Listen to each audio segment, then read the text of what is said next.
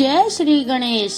सभी प्रिय साथियों को बुधवार का दिन भगवान श्री गणेश को समर्पित है।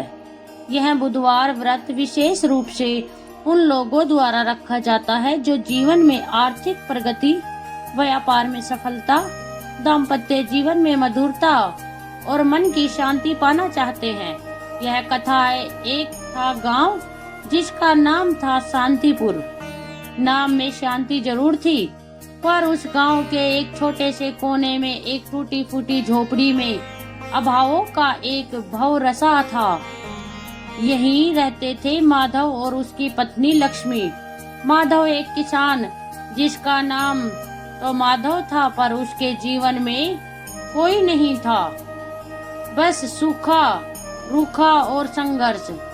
उसकी जमीन छोटी थी, फसलें अक्सर रूठ जाती थी और गरीबी ने उनके घर को अपना स्थायी पता बना लिया था। पर इस अभाव के बीच भी लक्ष्मी थी। लक्ष्मी जिसके नाम में ही धन था, पर उसके पास कोई भौतिक धन नहीं था। उसके पास था तो बस अटूट विश्वास और हृदय में बसी एक निर्मल अविरल भक्ति। लक्ष्मी का रंग सांवला था, हाथ हमेशा काम में जुटे रहने के कारण खुरदरे और आंखें, हाँ उसकी आंखें, वे हमेशा एक शांत गहरी आस्था से चमकती रहती थी। उसकी भक्ति का केंद्र था सबके दुख हरने वाले प्रथम पूज्य विघ्नहर्ता भगवान गणेश। माधव बेचारा, उसकी आंखें तो बस खेत की मिट्टी, आसमान के बादल और खाली पड़े अन्न भंडार को देखती थी। उसे लक्ष्मी की यह अनमोल भक्ति समझ ही नहीं आती थी। वो तो बस सोचता था, इस पूजा पाठ से क्या होगा, पेट तो तब भरेगा जब खेत में दाना उगेगा। यह औरत भी ना बस अपना समय बर्बाद करती रहती है। लक्ष्मी का एक नियम था जो उसने वर्षों पहले अपने मन में, अपनी आत्मा में, अपने हर श्वास में उतार लिया था। हर बुधवार को ब्रह्म मुहूर्त में, जब पूरब में सूरज की पहली किरणें धरती को सहलाने की कोशिश कर रही होती थी, लक्ष्मी उठ जाती थी तो एक छोटा सा पीतल का लोटा लेती, अपनी पुरानी फटी हुई साड़ी को ठीक से लपेटती और निकल पड़ती थी गंगा जल लाने। गंगा मैया की जय। उसके हाथ धीरे से बुदबुदाते। गांव से गंगा घाट तक का रास्ता कोई आसान नहीं था, कच्चा पथरीला, कहीं कीचड़ तो कहीं कटीली झाड़ियाँ। सुबह के धुंधले में वो रास्ता और भी विकट लगता था, पर लक्ष्मी के मन में एक ही धुन सवार रहती थी, गणेश जी को गंगा जल अर्पित करना था। उनकी कृपा से ही तो सब ठीक होगा। सप्ताह दर सप्ताह, महीने दर महीने यह सिलसिला चलता रहा। कभी तेज धूप में उसका माथा पसीने से भीग जाता, होठ सूख जाते और पैर जमीन की तपिश में से जलने लगते। कभी मूसलाधार बारिश में वो पानी से तरबतर, कीचड़ से सनी हुई फिसलन भरे रास्ते पर संभल कर चलती, और अक्सर तो क्या, हर बार वो अपने मन में मुस्कुराती। उसके पैरों में कांटे चुभ जाते थे, छोटे छोटे नुकीले तीखे कांटे। आहा उफ, एक सिसकी हल्की सी, फिर वह तुरंत खुद को संभाल लेती। कोई बात नहीं, यह तो परीक्षा है, मेरे गणेश जी तो सब जानते हैं। यह दर्द तो कुछ भी नहीं मेरी भक्ति के आगे। कभी कभी तो उसके पैर इतने जख्मी हो जाते कि घर आने तक उसमें से खून रिसने लगता। माधव जब देखता तो उसका मन खिंच से भर जाता। अरे ओ लक्ष्मी, वो चीर कर कहता, देख फिर खून बह रहा है। क्या मिलता है तुझे इस ढोंग से? पेट भरने के लाले पड़े हैं और तू है कि हर बुधवार यह तमाशा करती है। कौन से भगवान प्रसन्न होते हैं ऐसे बेकार के कर्मों से? अगर इतने ही प्रसन्न होते तो क्या हमारी झोपड़ी में सोने की बारिश हो जाती? लक्ष्मी कुछ नहीं कहती थी, वो बस चुपचाप अपने जख्मी पैरों पर हल्दी चूना लगाती। और उसकी आंखों में वही शांति, शांत अविचल आस्था तैरती रहती थी। वो माधव को की पीड़ा समझती थी, उसकी बातों में कड़वाहट थी, पर वह भी तो गरीबी से उपजी चीज ही थी। माधव तो बस गहरी दुनिया देखता था।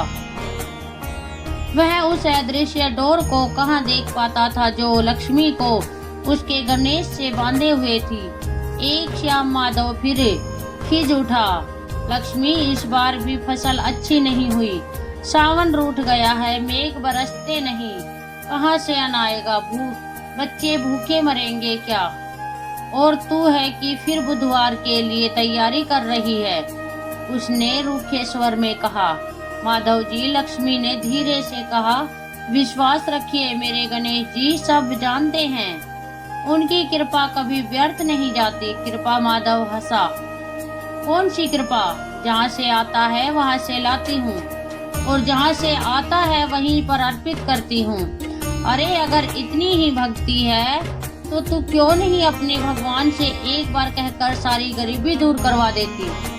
बस पैर छलनी करती रहती है। यह बात सुनकर लक्ष्मी की आंखें नम हो गई, पर उसने अपने आंसुओं को भीतर ही पी लिया। वह जानती थी माधव की बातें उसके दुख से जन्मी थी। उसका विश्वास कभी डगमगाया नहीं, बल्कि और दृढ़ होता गया। जरूर एक दिन मेरे गणेश जी मेरी सुनेंगे, जरूर। अगला बुधवार आया। आसमान में सुबह से ही काले बादल छाए हुए थे। बाहर हवा में नमी थी और ऐसा लग रहा था जैसे मूसलाधार बारिश बस होने ही वाली है। लक्ष्मी उठी अपने नियम के अनुसार, पर इस बार उसके शरीर में कुछ अधिक ही थकान थी। रात भर वो खेतों में पानी देने के लिए भागी दौड़ी थी और अब उसका बदन टूट रहा था। आज मत जा लक्ष्मी, माधव ने उसकी तरफ देखे बिना कहा। बाहर आंधी तूफान जैसा माहौल है और तेरे पैर भी तो अभी ठीक नहीं हुए हैं। नहीं माधव जी, लक्ष्मी ने दृढ़ता से कहा, यह मेरा व्रत है। मेरे गणेश जी प्रतीक्षा कर रहे होंगे। चाहे कुछ भी हो जाए मैं जरूर जाऊंगी। माधव ने सिर धुन लिया। जा कर ले अपना ढोंग, एक दिन तू इन्हीं कांटों में फंस कर रह जाएगी। उसकी आवाज में एक निराशा थी। लक्ष्मी मुस्कुराई। उसकी इच्छा के बिना तो एक पत्ता भी नहीं हिलता। माधव जी, फिर मेरे साथ कैसे कुछ गलत हो सकता है? उसने अपना लोटा उठाया और निकल पड़ी। रास्ता पहले से कहीं ज्यादा मुश्किल था। कीचड़ घुटनों तक भर चुका था और कंटीली झाड़ियां बारिश के कारण और भी ज्यादा आक्रामक लग रही थी। आसमान में बिजली कड़क रही थी और बादलों की गर्जना से पूरा वातावरण गूंज रहा था। लक्ष्मी के कदम भारी थे, उसके पैरों में पहले से ही जख्म थे और अब नए कांटे बार बार चुभ रहे थे। उफ! इस बार सिसकी कुछ गहरी थी। दर्द की एक लहर उसके पूरे शरीर में दौड़ गई। वो हर कदम पर लड़खड़ा रही थी, पर उसकी आंखों में गणेश जी का वही सौम्य रूप तैर रहा था। नहीं रुक, मैं नहीं रुक सकती, मुझे जाना ही है। उसने जैसे तैसे गंगा घाट तक का सफर तय किया। गंगा मैया को आमतौर पर शांत और शीतल रहती थी। आज उसकी लहरें भी उफान रही थी, मानो लक्ष्मी की परीक्षा ले रही हो। लक्ष्मी ने कांपते हाथों से लोटा भरा। गंगा जल के स्पर्श से उसे थोड़ी स्फूर्ति मिली। वैसे अब तो मंदिर तक ही जाना है। वापसी का रास्ता और भी दुष्कर था। बारिश तेज होती जा रही थी। हवा के झोंके उसे पीछे ढकेल रहे थे। उसके पैर अब पूरी तरह से बेजान हो चुके थे। हर कदम पर एक नया दर्द, नई पीड़ा। हे गणेश जी, हे मेरे विघ्नहर्ता, शक्ति दो, बस मंदिर तक पहुंच जाऊं। वो बुदबुदाई। उसकी आवाज बारिश के शोर में कहीं दब गई। गंगा के मंदिर की सीढ़ियां अब दूर नहीं थी, वो कुछ ही कदम दूर थी, जब अचानक एक तेजी हवा का झोंका आया। लक्ष्मी ने संतुलन खो दिया। उसके हाथ से पीतल का लोटा छूट गया और गंगा जल जमीन पर बिखर गया। नहीं, उसके मुंह से एक करुण चीख निकली। उसी क्षण उसके पैरों में एक गहरा भयंकर कांटा चुभा। ऐसा लगा जैसे उसकी सारी शक्ति, सारी चेतना उसी एक पल में छिन्न हो गई हो। उसकी आंखों के सामने अंधेरा छा गया। लोटे के टूटने और गंगा जल के बिखरने का दुख और पैरों का असहाय दर्द, वह सब मिलकर एक ऐसा बोझ बन गया जिसे वह और नहीं उठा सकी। गणेश जी, उसका धीमा टूटा हुआ स्वर, और फिर लक्ष्मी जमीन पर गिर पड़ी। बेहोश बारिश की तेज धार उसके निष्प्राण शरीर को धो रही थी, जैसे गंगा मैया स्वयं उसके पावन शरीर का अभिषेक कर रही हो। माधव, जो घर में बेचैनी से टहल रहा था, अपनी पत्नी के लौटने की प्रतीक्षा कर रहा था। जब बहुत देर हो गई और तूफान थमने का नाम नहीं ले रहा था, तो उसके मन में डर समाने लगा, कहीं कुछ हो ना गया हो। वो पगली औरत इतनी जिद्दी है। वो लालटेन लेकर बाहर निकला। गांव की गलियां सुननी थी, सिर्फ बारिश और हवा का शोर था। वो चिल्लाया, लक्ष्मी, ओ लक्ष्मी, कहाँ है तू? कोई जवाब नहीं। माधव का दिल जोरों से धड़कने लगा। वो दौड़ा, जहाँ जहाँ लक्ष्मी हर बुधवार जाती थी, उन रास्तों पर। मंदिर के पास पहुँचते ही उसने देखा कीचड़ में, बारिश में भीगी हुई लक्ष्मी का शरीर पड़ा था। उसके पास ही टूटा हुआ लोटा और बिखरा हुआ गंगा जल। लक्ष्मी, माधव चीखा। यह चीख उसके हृदय से निकली थी, जिसमें खीज नहीं बल्कि गहरा भय और चिंता थी। वो भागा लक्ष्मी के पास। उसने उसे उठाया। उसका शरीर ठंडा पड़ चुका था। उसके पैर जख्मी थे और उन पर ताजे कांटों के गहरे निशान थे। माधव ने लक्ष्मी को घर लाया। उसने उसे सूखे कपड़े पहनाए, आग जलाई और रात भर उसके पास बैठा। आंखों से नींद कोसों दूर थी। वह पहली बार अपनी पत्नी की भक्ति का यह विकट रूप देख रहा था। उसके मन में अपराध बोध का सैलाब उमड़ पड़ा। मैंने उसका मजाक उड़ाया, उसकी आस्था पर हंसा। हे भगवान, अगर इसे कुछ हो गया तो मैं क्या करूंगा? रात जैसे तैसे कटी। सुबह हुई और आसमान अभी भी बादलों से ढका था। लक्ष्मी की हालत थोड़ी स्थिर हुई थी, पर वो अभी भी कमजोर थी। माधव ने उसे देखा और फिर बाहर निकला। उसका मन अशांत था।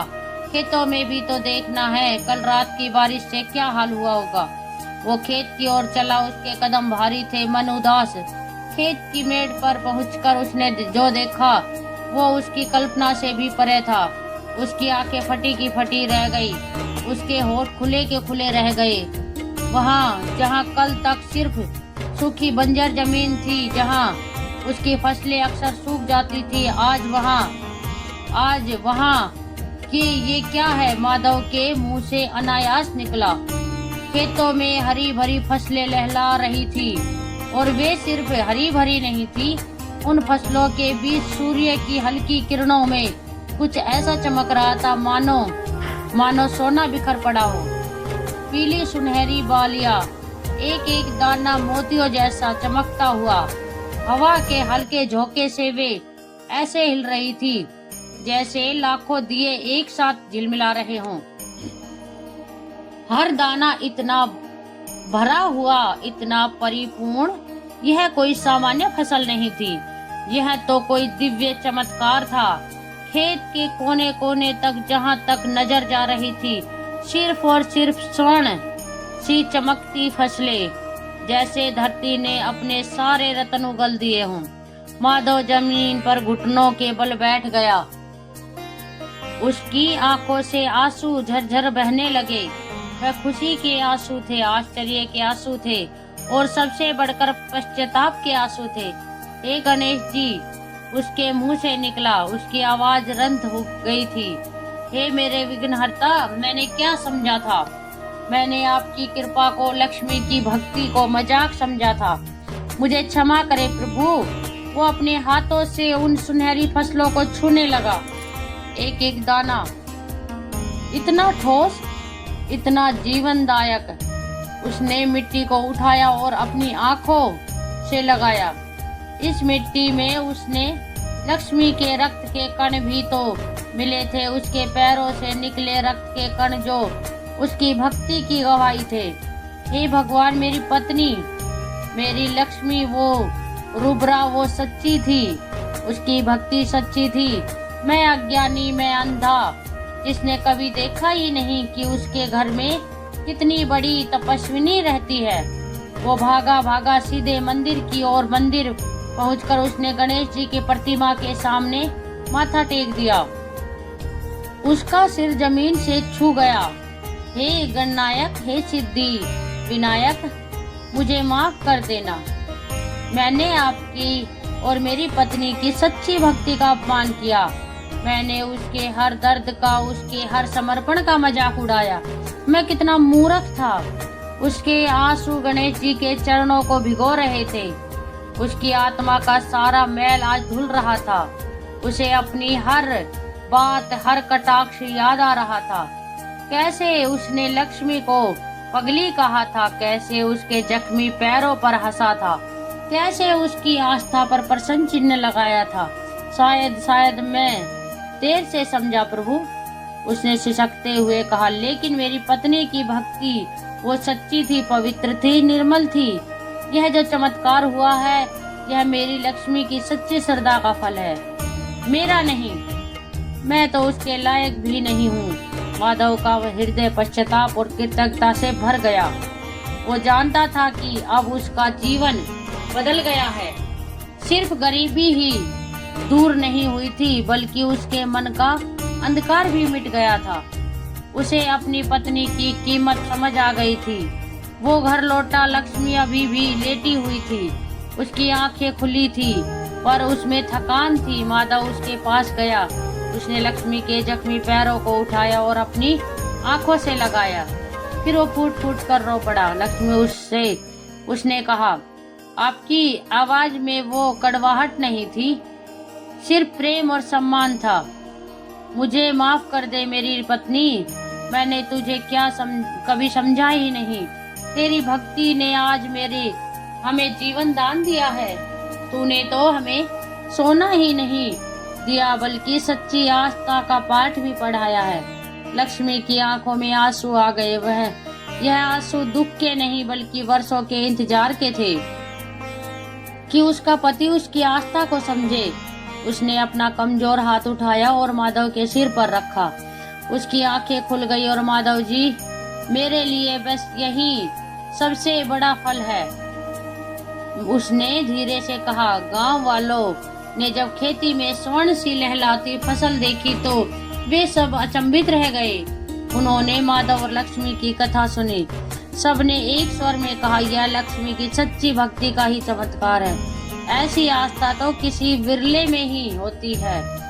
उस दिन के बाद माधव और लक्ष्मी का जीवन बदल गया। वे अब गरीब नहीं थे, पर सबसे बड़ी दौलत तो जो उन्हें मिली थी वो थी माधव का लक्ष्मी की भक्ति पर विश्वास और उसके प्रति अगाध प्रेम। माधव ने हर बुधवार को लक्ष्मी के साथ गणेश जी की पूजा करनी शुरू कर दी। वह अब लक्ष्मी के पैरों में चुभे कांटों को निकालने में उसकी मदद करता था और उसके जख्मों पर मरहम लगाता था। लक्ष्मी के पैरों में अभी भी कांटे चुभते थे, पर अब वे उसे चुभते नहीं थे। वे तो अब उसके लिए उसकी अटूट श्रद्धा और उसके गणेश जी की कृपा का प्रतीक बन गए थे। और हर बुधवार को जब वह गंगा जल लेकर आती थी तो उसके पैरों से खून नहीं बहता था, बल्कि उसके हृदय से, उसके नेत्रों से भक्ति और आनंद की धारा बहती थी।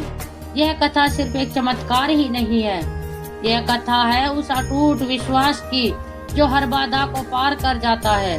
यह कथा है उस श्रद्धा की जो सबसे बड़े अंधकार को भी प्रकाश में बदल देती है। यह कथा है एक गरीब किसान की पत्नी की, जिसने अपने आंसू और रक्त के कणों से धरती पर स्वर्ण पुष्प उगा दिए थे। और यह कथा है उस अज्ञानी पति की, जिसकी आंखें देर से ही सही पर सत्य को पहचान गई और जिसने अपनी पत्नी की सच्ची भक्ति के सामने सिर झुका लिया। क्या आप नहीं समझते?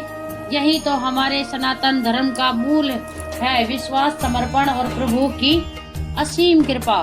प्रिय साथियों, इस वीडियो में बुधवार की पावन व्रत कथा यहीं पर समाप्त होती है। हम कामना करते हैं कि भगवान विघ्नहर्ता की कृपा आप सभी पर बनी रहे। जय गणेश, जय हो विघ्नहर्ता की।